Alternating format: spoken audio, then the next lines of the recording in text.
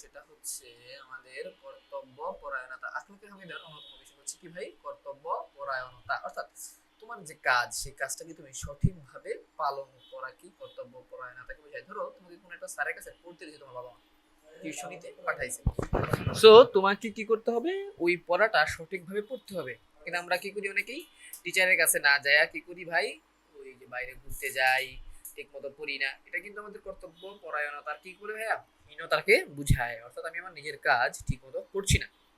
দেখো আল্লাহ তাআলা কি বলছেন, যারা ঈমান আনে ও সৎকর্ম করে আমি তো তার কর্মফল নষ্ট করি না, যে উত্তম রূপে কার্য সম্পাদন করে। অর্থাৎ তুমি যদি কোন একটা বিষয়ের সঠিকভাবে সঠিক নিয়মে নৈতিকতার সাথে কাজ করো, তার রেজাল্ট বা কর্মফল অবশ্যই তুমি পাবা। এটা কিন্তু আল্লাহ তাআলারই দেয়া জবানবন্দি। সূরা আনআমে আল্লাহ সুবহানাহু ওয়া তাআলা কি বলছেন, প্রত্যেকে নিজ নিজ কর্মের জন্য দায়ী, অন্যকে তার কাজের জন্য দায়ী দেওয়া হবে না। রাইট? আচ্ছা, এবং সূরা আল বাকারার 246 200 লাস্টের যে আয়াতটা, হ্যাঁ 286, লা ইউকাল্লিফুল্লাহু নাফসান ইল্লা উসআহা লাহা মা কাসাবাত ওয়া আলাইহা মা কাতাসাবাত। অর্থাৎ কি বলছে, আল্লাহ কারো উপর এমন কোনো কষ্টদায়ক দায়িত্ব আরোপ করেন না যা সে পালন করতে পারে না। সে ভালো যা কিছু উপার্জন করে তার প্রতিফল তাকেই দেওয়া হবে, এবং সে যদি খারাপ কিছু করে তার প্রতিফল তাকেই দেওয়া হবে। অর্থাৎ তোমার কাজের ব্যয়ভার অন্য কেউ গ্রহণ করবে না। তুমি যদি ভালো কাজ করো, সেটার রেওয়ার্ড আল্লাহ তোমাকেই দিবে। ঠিক আছে না? আচ্ছা, কর্তব্য পরায়ণতা দ্বারা নানা দিক। আমরা আমাদের কর্তব্য প্রথম আমাদের কর্তব্যটা কি ভাই, আমাদের ইবাদত করতে হবে। আল্লাহ সুবহানাহু ওয়া তাআলার প্রতি যে কর্তব্য সেটা আমাদের পালন করতে হবে। দেন আসে আমাদের পরিবার। পরিবার বলতে বাবা মায়ের প্রতি যে কর্তব্য, আত্মীয় স্বজনের প্রতি কর্তব্য, এবং শিক্ষার্থী হিসেবে বন্ধু বান্ধব, এবং দিন শেষে রাষ্ট্র এবং জাতীয় আন্তর্জাতিক কার্যকলাপ কিন্তু আমাদের কর্তব্য পরায়ণতার মধ্যে পড়ে। সহিহ বুখারীতে কি বলছে, তোমাদের প্রত্যেকেই দায়িত্বশীল এবং তোমাদের প্রত্যেকের দায়িত্ব সম্পর্কে জিজ্ঞাসা করা হবে। সো আমাদের দায়িত্ব পালনে কি হবে ভাইয়া, সচেষ্ট হতে হবে। এবার আসলে পরিষ্কার পরিচ্ছন্নতা। পরিচ্ছন্নতা কিন্তু আমাদের ইসলামের ইমানের অর্ধেক। এটা কিন্তু মুসলিমের একটা হাদিস। আউযু বিল্লাহি মিনাশ শাইতানির রাজিম, বিসমিল্লাহির রহমানির রহিম। আত-তুহুরু শাতরুল ই শাতরুল শাতরুল ঈমান। আমি একটু ভুল বলে ফেলছি। আত-তুহুরু শাতরুল ঈমান, অর্থাৎ পবিত্রতা। আত-তুহুরু শাতরুল ঈমান, অর্থাৎ পবিত্রতা ইমানের অর্ধেক। আমাদের মাথায় রাখতে হবে, ঠিক আছে না? আর আমাদের পবিত্রতা ব্যতীত কিন্তু, অর্থাৎ অজু ব্যতীত কিন্তু আমাদের কোরআন ধরাও স্পর্শ নিষেধ বা হারাম ঘোষণা করা হয়েছে। এই যে এখানে বলা হয়েছে, দেখছো সূরা আল ওয়াকিয়ায় কি বলা হয়েছে দেখছো, অর্থাৎ আল কোরআন তোমরা পবিত্র গণ ব্যতীত স্পর্শ করো না। সো পরিষ্কার পরিচ্ছন্ন হতে হবে। আল্লাহ সুবহানাহু ওয়া তাআলা সূরা বাকারা এটাই বলছে। নিশ্চয়ই আল্লাহ তাআলা তওবাকারীদের ভালোবাসেন এবং যারা পবিত্র তাদেরকেও ভালোবাসেন। তোমাদের একটা হাদিস বলি, ধরো তোমরা সবচেয়ে শয়তানের সবচেয়ে বড় শত্রু কি জানো? এবার রাসূলুল্লাহ সাল্লাল্লাহু আলাইহি ওয়াসাল্লাম রাস্তা দিয়ে হাঁটতেছিলেন। তো তার সাথে শয়তানের দেখা, শয়তান বলতে ইবলীসের সাথে দেখা। ধরো সে মানুষ রূপে ছিল। তো রাসূলুল্লাহ সাল্লাল্লাহু আলাইহি সাল্লামের সাথে তোমার কি বলে ওটাকে, শয়তান ইবলীসের যে কথাবার্তা হইতেছিল, তখন রাসূলুল্লাহ সাল্লাল্লাহু আলাইহি সাল্লাম ইবলীসকে জিজ্ঞেস করলো, আচ্ছা তোমার কাছে সবচাইতে মানে সবচেয়ে বড় শত্রু কে? তখন ইবলীস বলছিল রাসূলুল্লাহ সাল্লাল্লাহু আলাইহি সাল্লাম আপনি। বললো এরপর কে? এরপর সে কি বলছে জানো, তোমাদের মধ্যে যে সব সময় অজু অবস্থায় থাকে। সো তুমি যদি আল্লাহ তাআলার সবচেয়ে কাছের একজন বান্দা হইতে চাও এবং শয়তানের সবচেয়ে বড় শত্রু হইতে চাও, অবশ্যই তোমাকে কি করতে হবে, পবিত্র থাকতে হবে। এবং পবিত্রতার অন্যতম মাধ্যম হচ্ছে হাত পা পরিষ্কার পরিষ্কার করা। বলতে কি বোঝায়, দিন শেষে অজু করাকেই বোঝায়। অর্থাৎ অজুরত অবস্থায় থাকতে হবে। এবং দিন শেষে আমাদের কি করতে, প্রত্যেক সপ্তাহে এই যে আমাদের হাতের চারি, হাতের নখ, তারপরে চুল, তারপর হচ্ছে আমাদের দাঁত সবসময় পরিষ্কার পরিচ্ছন্ন রাখতে হবে। আচ্ছা, পাশাপাশি আমাদের যে পরিবেশ আমরা থাকি, সেই পরিষ্কার সেই পরিবেশটাও কিন্তু আমাদের পরিচ্ছন্ন রাখতে হবে। পরিষ্কার পরিচ্ছন্নতা আমাদের ইমানের ভিত্তিকে শক্তি করে, নিজের ব্যক্তিত্বকেও জাহির করে। মিতব্যয়িতা কিন্তু অনেক বড় একটা গুণ। এটা কিন্তু আমরা অনেকেই অ্যাভয়েড করি। অনেকে আগে কিপটামি বলে। আসলে কিপটামি একটা বিষয়, মিতব্যয়িতা একটা সময়। মিতব্যয়িতা বলতে কি বোঝায়, যতটুকু তোমার প্রয়োজন তুমি ততটুকুই ব্যয় করো, এর বেশি ব্যয় করার দরকার নাই। ভাব দেখায় বেশি ভাব, যদি তুমি বেশি ব্যয় করো সেটাকে কি বলা হয় ভাইয়া, অপচয় বলা হয়। সো মিতব্যয়িতা অনেক বড় একটা মানবিক গুণ। দেখো মুসনাদে আহমদে কি বলছে, তোমরা ব্যয় করার ক্ষেত্রে মধ্যপন্থা অবলম্বন করো। অর্থাৎ তুমি অতিরিক্ত ব্যয়ও করো না, আবার একদম কি একদম টাকা পয়সা জমায়াও রাখো না। এমন একটা পদ্ধতি অবলম্বন করো যাতে সব কিছু ঠিক থাকে এবং মধ্য একটা পন্থা, মাঝখানের একটা বিষয় এখানে কাজ করে। সূরা ফুরকানে আল্লাহ সুবহানাহু ওয়া তাআলা কি বলছে দেখো, মুমিনের যে একটা কয়েকটা বৈশিষ্ট্য আল্লাহ তাআলা বলছে, তার মধ্যে একটা হচ্ছে والذين إذا أنفقوا ولم يسرفوا ولم يقتروا وكان بين قوما ذلك قواما। অর্থাৎ তারা যখন ব্যয় করে তখন তারা অপচয় করে না, কার্পণ্য করে না। এত দূরে এত উভয়ের মধ্যপন্থা অবলম্বন করে। তো আমাদের কি করতে হবে ভাই? মধ্যপন্থা অবলম্বন করতে হবে, বুঝতে পারছি? আচ্ছা, এই যে সূরা ইসরা কি বলছে? তুমি তোমার হাত তোমার গ্রীবায় মুষ্টিবদ্ধ করে রেখো না, আবার সম্পূর্ণ প্রসারিত করে না, তাহলে তুমি কি তিরস্কৃত বা নিঃস্ব হয়ে পড়বে। তিরস্কৃত বলতে হচ্ছে তুমি যদি বেশি খরচ করো তাহলে তুমি কি হবে? তিরস্কৃত হবে। আর তুমি তুমি যদি কম খরচ করো তাহলে তোমাকে মানুষ কি করবে? তিরস্কার করবে। যদি বেশি খরচ করো একটা সময় তুমি কি হবে ভাইয়া? ফকিন্নি। ফকিন্নি বলতে কি বোঝায়? নিঃস্ব হয়ে যাবে। ঠিক আছে? আচ্ছা, এবার আত্মশুদ্ধি।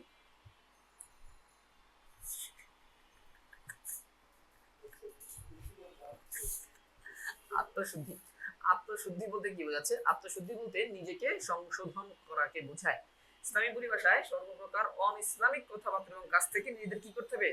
নিজেদের অন্তরকে মুক্ত এবং নির্মল রাখতে। ভাই অন-ইসলামিক কার্যকলাপ বলতে কি বোঝাচ্ছে? অন-ইসলামিক কার্যকলাপ বলতে এই যে আমরা সবসময় অ্যাডিক্টেড হয়ে গেছি। কিসে অ্যাডিক্টেড হয়ে গেছি? সোশ্যাল মিডিয়ায়, ইউটিউব, ফেসবুক, এইসবে, ঠিক না? অ্যাডিকশন তো আমাদের ব্যক্তিত্বকে কিন্তু অনেক বড় প্রশ্নের মুখে ফেলে দেয়। ঠিক আছে? তো অ্যাডিকশন থেকে বের হয়ে আসা আমাদের কি করতে হবে? নিজের ব্যক্তিত্বে সক্রিয় থাকতে হবে। হ্যাঁ, নিজের একটা পার্সোনালিটি মেনটেন করতে হবে, অন্যের উপর নির্ভরশীলতা কমাতে হবে, নিজের জন্য একটা ভ্যালু ক্রিয়েট করতে হবে, বুঝছো? তো এই জন্য আমাদের কি করতে হবে? ধরো তুমি কোনো ভুল করে ফেলছো, এখানে তোমাকে সরি বলা শিখতে হবে। আবার কেউ যদি তোমার জন্য ভুল করে থাকে তাকে মাফ করাটাও শিখতে হবে। বাট কেউ এমন একটা ভুল করে ফেললো যেটা কি তুমি যদি এটা হচ্ছে অবস্থা অনুযায়ী সঠিক ব্যবস্থা নেয়া। এটা আমাদেরকে সঠিকভাবে জানতে এবং শিখতে হবে, বুঝতে পারছো? আচ্ছা, রাসূলুল্লাহ সাল্লাল্লাহু আলাইহি ওয়াসাল্লাম দেখো সুন্দর একটা হাদিস বর্ণনা করছেন। তিনি বলছেন, জেনে দেখো শরীরের মধ্যে একটা গোস্তপিণ্ড আছে যেটাকে বলা হয়, এখানে আমি যতটুকু জানি এটাকে আমাদের হৃৎপিণ্ডকে বোঝানো হয়েছে। এই গোস্তপিণ্ড রয়েছে, তা যদি সংশোধিত হয়ে যায় তবে গোটা শরীর সংশোধিত হয়ে যাবে, আর তা যদি কলুষিত হয় তাহলে গোটা শরীর কলুষিত হয়। মনে রাখো, কলব বা অন্তর। অন্তর বলতে আসলে বোঝানো হয়েছে আমরা যদি নিজেরা খিটখিটে মেজাজের হই, আমাদের মন বা অন্তর যদি কলুষিত হয়, মাথার মধ্যে যদি সবসময় বাজে চিন্তা ভাবনা থাকে, এগুলো কিন্তু আমাদের ব্যক্তি আচরণেও অনেক বড় একটা প্রভাব ফেলে। এই বিষয়টাই কি করছে আল্লাহ রাসূল খুব সুন্দরভাবে এই বুখারী মুসলিমের হাদিসে তুলে ধরছেন। তাছাড়া আমাদের যে আত্মিক প্রশান্তি, নিজেদের মানবিক যে বিকাশ, এর মধ্যেও আমাদের নিজেদের আত্মশুদ্ধিকে, নিজেকে পরিষ্কার রাখার মাধ্যমে কি ভাইয়া অনেক বড় একটা গুরুত্বপূর্ণ ভূমিকা থাকে। কিরকম ভাবে? ধরো তুমি যদি নিজেকে সংশোধন করো, ধরো তোমাদের মধ্যে অনেকেই ক্লাস 8 পড়ো, কিন্তু আমি জানি অনেকেই স্মোকিং এ অ্যাডিক্টেড হয়ে গেছো। এটা কি ঠিক? ঠিক না। তুমি যদি এখান থেকে বের হয়ে আসে স্মোকিংটাকে ছাইরা দিয়া সুন্দর একটা লাইফ লিড করলা, 5 ওয়াক্ত সালাত মসজিদে যে আদায় করো, সবসময় সুন্নাহর উপর থাকো, সব সময় হচ্ছে তুমি সুন্দর যে আতর আছে আতর ব্যবহার করো, হ্যাঁ, সুন্নাহর উপর চলো, এই যে তুমি কি করলা? নিজের পুরা জীবন ব্যবস্থাকে বদলাই দিলা। এটাই কিন্তু একটা আত্মশুদ্ধির সবচেয়ে বড় উদাহরণ। এটা কিন্তু তোমাকে লাইফে অনেক দূর পর্যন্ত দ্বীনি ক্ষেত্র ছাড়াও দুনিয়াবি ক্ষেত্রেও আগাইতে সহায়তা করবে। এই যে যে কথাগুলো বলো বাবা, ওইগুলো এখানে লেখা আছে, একটু পড়ে নিও। সূরা আশ-শামসে দেখো আল্লাহ রাসূল কি আল্লাহ সুবহানাহু ওয়া তাআলা কি বলছেন? قد أفلح من زكى وقد خاب وقد خاب من دساها। নিশ্চয়ই সেই ব্যক্তি আত্মাকে পবিত্র রাখবে, যে ব্যক্তি নিজের আত্মাকে পবিত্র রাখবে সেই সফলকাম হবে, যে ব্যক্তি তাতে ব্যর্থ হবে সে হবে কি ভাই? আকলুষিত। আমাদের নিজের কি আত্মশুদ্ধিকে, নিজেকে সঠিক রাস্তায় চলানোর বা নিজেকে সঠিক বা পবিত্র রাখার বিষয়ে অবশ্যই কি করতে হবে ভাইয়া? মনোযোগ দিতে হবে, বুঝতে পারছি? কখনো দেখো সূরা আল মুতাফফিনে আল্লাহ সুবহানাহু ওয়া তাআলা কি বলছেন যে কখনোই নয় তাদের কৃতকর্মই তাদের অন্তরে মধ্যে। দেখো আমরা সময় কি বলি, আমরা অনেক সময় খারাপ কাজ করি এবং আমরা বলি আল্লাহ তাআলা কেন আমাদেরকে সঠিক পথে গাইড করছে না, কিন্তু এটা কিন্তু নয়, এর জন্য আমরা নিজেরাই দায়ী।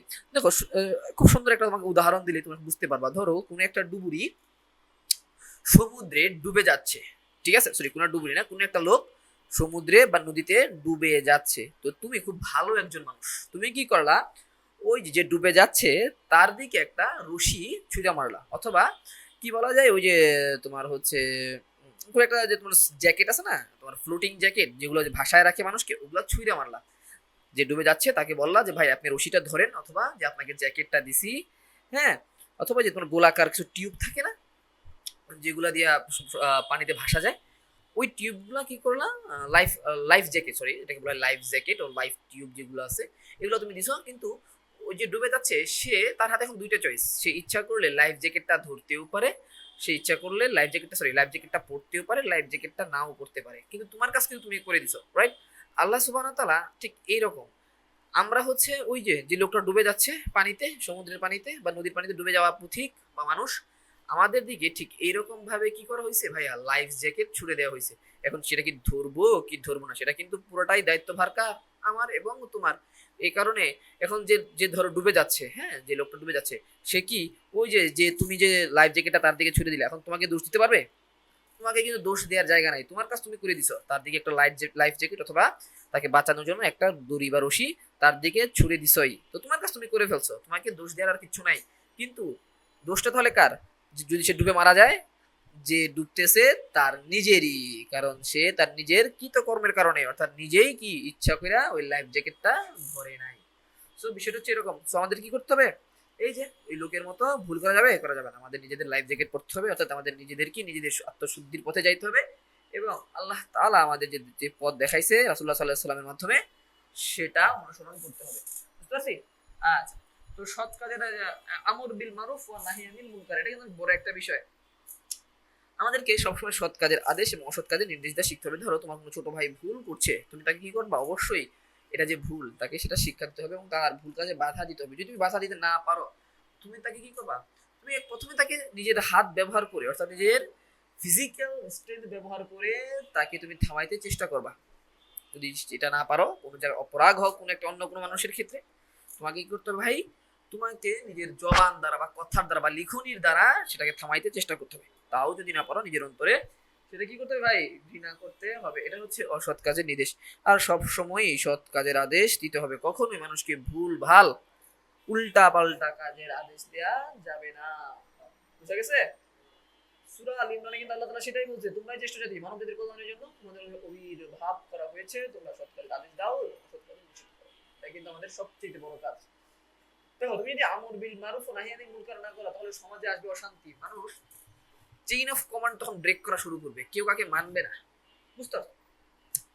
তো আমরা যদি আমাদের সমাজে একটা শান্তি প্রতিষ্ঠা করতে চাই, তাহলে কিন্তু অবশ্যই আমাদের আমর বিল মারুফ অর্থাৎ সৎ কাজের আদেশ এবং অসৎ কাজের নিষেধের উপর খুবই গুরুত্ব দিতে হবে এবং সেটাকে সঠিকভাবে পালন করতে হবে। দেখো, আল্লাহ সুবহানাহু ওয়া তাআলা কি বলেন, বনী ইসরাঈলের মধ্যে যারা কুফরি করেছে তাদেরকে দাউদ আলাইহিস সালাম ঈসা ইবনে মরিয়মের মুখ থেকে অভিশাপ দেওয়া হয়েছে। কেননা তারা বিদ্রোহী উঠেছিল, অত্যন্ত বাড়াবাড়ি করেছিল, তারা পরস্পরকে মন্দ কাজে বিরত রাখতো না, বস্তুত অত্যন্ত জঘন্য কর্মনীতি তারা অবলম্বন করেছিল। বুঝে গেছে? তো তুমি যদি মানুষকে তোমার নিজের এলাকায় বা তোমার প্রভাবশালী, তুমি যদি তোমার যে জায়গাটা আছে, অর্থাৎ নিজের বাড়ি ঘরই বলো, নিজের ঘরের মধ্যে তোমার অনেক ছোট ভাই বোন আছে, তাদের যাদের যে কি, যারা হচ্ছে তোমার কথা শুনে, তাদেরকে যদি তুমি এইভাবে শাসন করতে না জানো, দিন শেষে কি হবে জানো, এই অভিশাপটা বলতে এই যে একটা পুরো একটা অরাজক পরিবেশ তৈরি হবে, সেটার ভুক্তভোগী কিন্তু ভাই দিন শেষে মাটি হইতে হবে। So, কেউ যদি আমাদেরকে আদেশ দেয় সেটা আমরা অবশ্যই পালন করব, এবং আমরা যদি কাউকে ভুল করতে দেখি সেখানে আমরা বাধা দেব, এবং অবশ্যই কি করবো ভাই, অবশ্যই আমরা সৎ কাজের আদেশ এবং অসৎ কাজের নিষেধের ব্যাপারে সবসময় সচেতন থাকবো। এবার আসলে কিছু খারাপ গুণ আমরা দেখি, সেটা হচ্ছে আখলাকে জামিমা, এটা হচ্ছে কিছু নিন্দনীয় গুণাগুণ। এই যে নিন্দনীয় গুণাগুণের মধ্যে আবু দাউদ শরীফ একটা সুন্দর হাদিস আছে, লা ইয়াদখুলুল জান্নাতাল জাওয়াদু ওয়ালাল জাহরিয়ু জাহরিয়ু, দুশ্চরিত্র ও দুঃস্বভাবের মানুষ জান্নাতে প্রবেশ করতে পারবে না। অর্থাৎ আমাদের চরিত্র যদি খারাপ হয়, অর্থাৎ তোমরা অনেকে রিলেশনশিপের মধ্যে ঢুকে গেছো, এটা কিন্তু দুশ্চরিত্রের একটা বড় লক্ষণ, এখান থেকে বের হয়ে আসতে হবে। ঠিক আছে?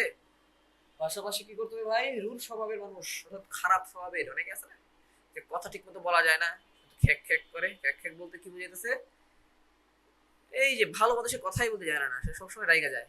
এই ধরনের স্বভাব আমাদের ত্যাগ করতে হবে, আল্লাহর জন্য হইলেও আমাদের কি ত্যাগ করতে হবে, কারণ এই ধরনের মানুষকে আল্লাহ তাআলা জান্নাতে প্রবেশ করাবেন না। বুঝতে পারছি? সবসময় মিষ্টি ভাষী হইতে হবে, সবার সাথে সুন্দর ব্যবহার করতে হবে। দেখো প্রতারণা, ঠিক আছে? ওই যে বিকাশ প্রতারক নাহিদ, এই কাজ কি করা যাবে বলো? বিকাশ প্রতারক নাহিদের মতো কাজ কারবার করা যাবে না, ঠিক আছে? প্রতারণা করা যাবে না, মিথ্যাচার করা যাবে না। তুমি একটা কথা দিলে সেই কথা রাখতে হবে। তোমার কাছে কেউ যদি কোনো অর্থ পায়, সেটাকে তাকে কি প্রতারিত করা যাবে না, তাকে সেই অর্থ ঠিক মতো বোঝাই দিতে হবে। দেখছো? আর রাসূলুল্লাহ সাল্লাল্লাহু আলাইহি ওয়াসাল্লামের উম্মাহ ভুক্ত হইতে চাইলে আমাদের এই প্রতারণাকে অবশ্যই ত্যাগ করতে হবে। কারণ কি তিরমিজি শরীফে কি বলছেন? যে প্রতারণা করে সে আমাদের দলভুক্ত নয়। এবং আল্লাহ সুবহানাহু ওয়া তাআলা কি বলছে? তোমরা সত্যের সাথে মিথ্যার মিশ্রণ করো না, জেনে শুনে সত্য গ্রহণ করো না। এটা আমাদের অনেক বড় একটা গুণ। আমরা কি করি? সত্যের সাথে মিথ্যা মিশায় ভুং ভাং একটা বানাই দিই। এটাও কিন্তু হারাম, এটা আমাদের অ্যাভয়েড করতে হবে। ঠিক আছে বাবা? আচ্ছা। সো এখন আমাদের কি করতে, এখন আমরা দেখি ধ্বংস তাদের জন্য যারা মাপে কম দেয়। এই যে প্রতারণা সবচেয়ে বড় একটা উদাহরণ, যারা ব্যবসা করে তারা দেখো উল্টাপাল্টা কথা বলে, 5 টাকার জিনিস 10 টাকা দিয়ে বেচা, উল্টাপাল্টা কথা বইলা একটা বড় একটা প্রতারণার আশ্রয় নেয়। এটা কিন্তু তাদের জন্য ধ্বংস। ধ্বংসটা কে বলছে? আল্লাহ সুবহানাহু ওয়া তাআলা। এটা কিন্তু আমাদের মেনে করতে হবে, বুঝছি? গীবত, গীবত হচ্ছে কি? একজনের কথা আরেকজনকে পেছনে পেছনে বলা। হ্যাঁ, তোর হেডাম নাই, তুই সামনে যে কথা বলতে পারছ না, কিন্তু তুই পেছনে পেছনে যে মানুষের গীবত করস, এটাকে বলা গীবত। গীবত কি? মৃত ভাইয়ের মাংস খাওয়ার সমান। ভাই করে বাপ। এটা হচ্ছে এটাকে বলা হয় হচ্ছে তোমার কি বলা জানো? এটাকে বলা হয় কাপুরুষতা। হ্যাঁ, মানে তার পুরুষত্বই নাই, বুঝছো?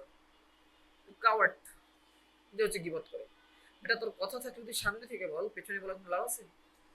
এবং গীবতটা কিন্তু ইসলামে মারাত্মক ভাবে নিন্দনীয়, পরনিন্দা করা। এটা ভাই নিজের কাজ করেই সময় নাই, মানুষের খোঁজ খবর নেওয়া আছে। এটা আমাদের কি করতে হবে ভাইয়া? ত্যাগ করতে হবে। বুঝতে পারছি? আচ্ছা। তো এই গীবত করাটা কিন্তু সবসময় একটা সৃজনশীল পাও, তোমরা পাবা।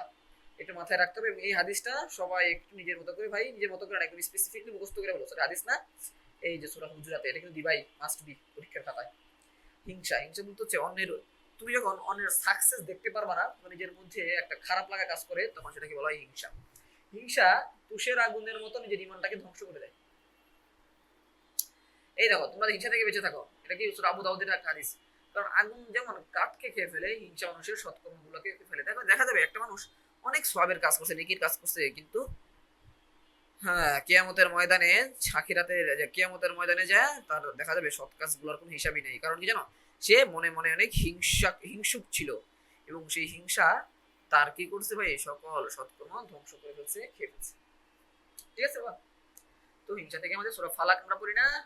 উম ওয়া ওয়া মিন শাররি মা হাসিদ, ওয়া মিন শাররি হাসিদিন ইযা হাসাদ। এটা আমাদের সবসময় দোয়াটা আমরা করতে থাকবো। ওকে? ফিতনা মানে তো ঝগড়া বিদ্বেষ, ফিতনা ফাসাদ। দেখবো অনেকেই তাকে শুধু জ্ঞানজাম করে। এই জ্ঞানজাম থেকে আমাদের হেফাজত থাকতে হবে। এই শান্তিপূর্ণ পরিবেশে অশান্তি তৈরি করা যাবে না। আমাদের বর্তমানে যে বয়স, এই বয়সে আমরা অধিকাংশ কি করি ভাই? অধিকাংশই কি করি? জ্ঞানজাম, ফাসাদ, মারামারিতে চেষ্টা করি। এটা কিন্তু হারাম। এখান থেকে আমাদের ফিরে রাখতে হবে। আমাদের সুন্দর সুষ্ঠু পরিবেশ নিশ্চিতে কাজ করতে হবে। ফিতনা হত্যার চেয়েও জঘন্য। দেখছো কত বড় একটা কথা? এটা আমাদের মেনটেন করতে হবে। ঠিক আছে? আচ্ছা। সবচেয়ে বড় দোষ এখানে কার নাম মাথায় জানো? আমেরিকার নাম মাথায় আছে। এই শালারা এই কাজই করে। পৃথিবীতে অশান্তি প্রতিষ্ঠা হওয়ার পর তারা তাতে বিশৃঙ্খলা সৃষ্টি করে না। এই যে আমেরিকা এই কাজটা করে, দেখবা আমেরিকা ইসরায়েল, এই ইসরায়েল আমেরিকায় এই যে শান্তির মধ্যে অশান্তি লাগায়, পাশাপাশি ইন্ডিয়া, এদের কাজই হচ্ছে অশান্তি লাগায়, এখান থেকে কিছু ফায়দা লুটা। সো আমাদের এই বিষয়গুলো থেকে বিরত থাকতে হবে। কর্মবিমুখ, কাজের প্রতি বিমুখ, অলসতা, অলসতা কিন্তু ইসলামে হারাম। অলসতা করা যাবে না, কাজের প্রতি আমাদের চেষ্টা করতে হবে। এবং ইনশাআল্লাহ আল্লাহ যেহেতু রাজ্জাক, উনি রিজিকের মালিক, উনি তোমাকে কাজের ব্যবস্থা করে দিবে। সো বসে থাকার কোনো কারণ আছে? বসে বসে টিভি দেখা, গেমস খেলা, এগুলো কিন্তু ফাও কাজ। এগুলো থেকে বাইরে এসে তুমি মাঠে ফুটবল খেলো, ক্রিকেট খেলো, এখানে এই ধরনের কাজ করো, তোমার নিজের শরীরের এক্সারসাইজ হইতেছে। পাশাপাশি এগুলা কিন্তু তুমি যদি সুন্নার নিয়তে করো, এগুলো সোয়াবেরও কাজ। বুঝতে পারছি? সুদ ঘুষ আমাদের সবচেয়ে বড় সমস্যা। এই সুদ ঘুষ থেকে আমাদের কি করতে হবে ভাইয়া? এই রিবা থেকে আমাদের বিরত থাকতে হবে। সুদ বলতে কি বোঝায়? ধরো তুমি কারো কাছে 1000 টাকা রাখছো, দিন শেষে 1000 টাকা, সরি, তোমাকে কেউ 1000 টাকা ধার দিছে, 1 বছর পর বা একটা নির্দিষ্ট সময় পর তুমি যখন 1000 টাকা তাকে ব্যাক করবা, তোমার 1000 টাকার সাথে এক্সট্রা ধরো 100 টাকা তোমাকে দিতে হইবে। বা বর্তমানে ব্যাংকিং সিস্টেমে দেখবা সুদ বা মুনাফা অঙ্ক করছো না, ওগুলো ইসলামে হারাম। টাকার বিনিময়ে টাকা নাই, কাজের বিনিময়ে টাকা। এটা আমাদের মাথায় রাখতে হবে। অনেক সময় সরকারি চাকরির জন্য ঘুষ দিতে হয়। দেখবা বর্তমানের পরিবারের অনেকেই, কেউ নাকি বা এলাকার অনেকেই কি করছে, 5 লাখ 10 লাখ টাকা ঘুষ দিয়ে সরকারি চাকরি দিচ্ছে। এগুলো কিন্তু হারাম। এখান থেকে আমাদের কি করতে হবে ভাই? বের হয়ে আসতে হবে। রাসূলুল্লাহ সাল্লাল্লাহু আলাইহি ওয়াসাল্লাম বলেছেন, সুদদাতা, 4 জনের উপর অভিশাপ।